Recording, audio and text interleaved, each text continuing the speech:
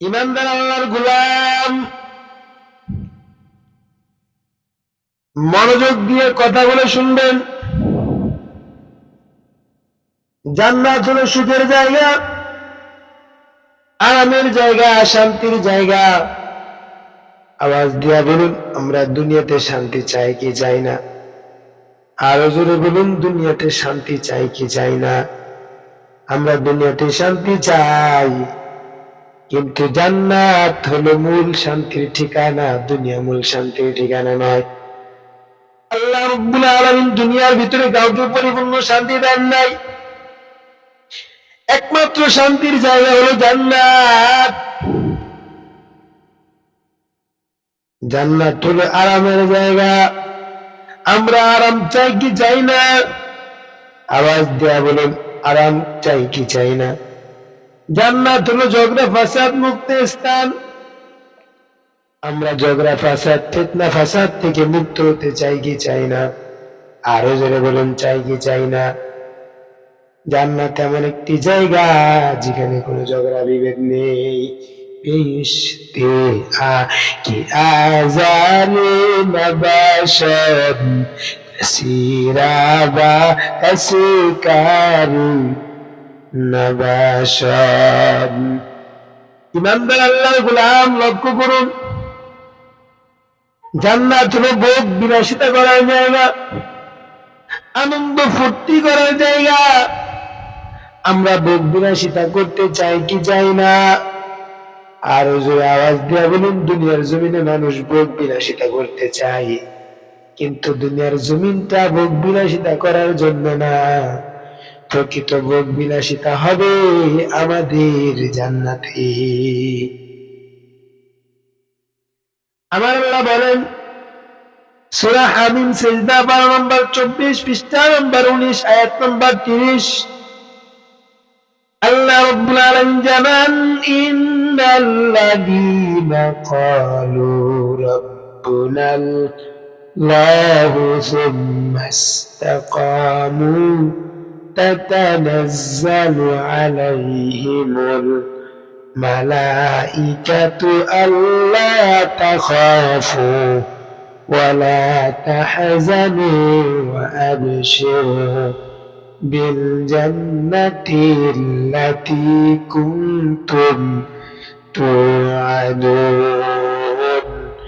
نحن أولياؤكم في الحياة الدنيا وفي الآخرة ولكم فيها ما تشتهي أنفسكم ولكم فيها ما تدعون نزلا من غفور رحيم سبحان الله والشباب।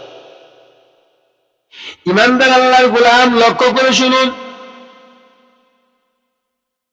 দুনিয়ার জমিনে মানুষ ভোগ বিলাসিতা অর্জন করতে চায়, আনন্দ ভর্তি করতে চায়।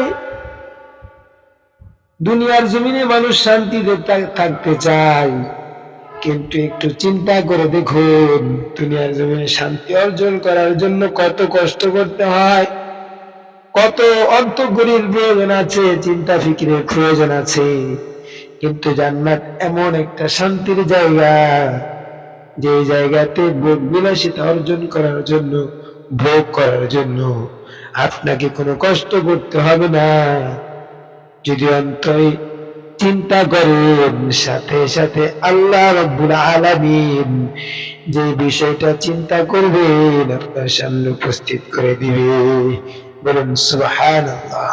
ওয়ালাকুম ফিহা মা তাশতাহি আনফুসুকুম ওয়ালাকুম ফিহা মা তাদউন। অন্তর যেটা চাইবে আল্লাহ সেটা উপস্থিত করে দিবেন মুহূর্তের ভিতরে। জান্নাত হলো কর্তৃত্ব দেওয়ার জায়গা, রাজত্ব করার জায়গা, নেতৃত্ব দেওয়ার জায়গা। আমরা নেতৃত্ব দিতে চাই কি চাই না? আরো জোরে আওয়াজ দিয়া বলুন, নেতৃত্ব দিতে চাই কি চাই না? কর্তৃত্ব খাটাতে চাই কি চাই না? চিল্লায়া বলুন চাই কি চাই না? কর্তৃত্ব খাটাতে চাই, নেতৃত্ব খাটাতে চাই, কিন্তু পারি না। কাল কিয়ামতের মাঠে জান্নাতি যারা হবে, গোটা জান্নাতকে আমার আল্লাহ তাদের নিয়ন্ত্রণাধীন করে দিবেন। বলুন সুবহানাল্লাহ।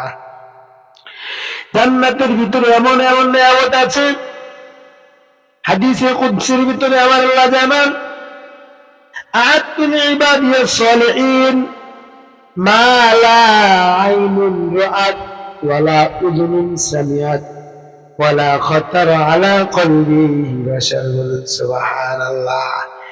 এমন নিয়ামত আমি জান্নাতের ভিতরে রেখেছি, মা লা আইনুন রাআত। জান্নাতের ভিতরে আমি আল্লাহ আমার বান্দাদের জন্য এমন নিয়ামত রেখেছি, দুনিয়ার কোন চক্ষু কোনদিন ওই নিয়ামত দেখেনি। বলুন সুবহানাল্লাহ। ওয়ালা উযুনুন সামিআত, দুনিয়ার কোন গান ওই নিয়ামতের বর্ণনা শুনেনি। ওয়ালা খাতারা আলা কলবি বাশার, দুনিয়ার এমন কোন মানুষের নাই যে মানুষ ওই নিয়ামতের কথা একবার চিন্তা করেছে। हर के दारद खौफ हक दर्दिल मुदायब जन्नतुल मवाद हदउ ला मकाम। हर के दारद खौफ हक दर्दिल मुदायब जन्नतुल मवाद हदउ ला मकाम। আল্লাহ পাক রব্বুল আলামিন আমাদের সবাইকে ওই জান্নাতে যাওয়ার তৌফিক দান করেন। সকলে বলুন আমিন। ওয়া আখিরু দাওয়ানা আলহামদুলিল্লাহি রাব্বিল আলামিন।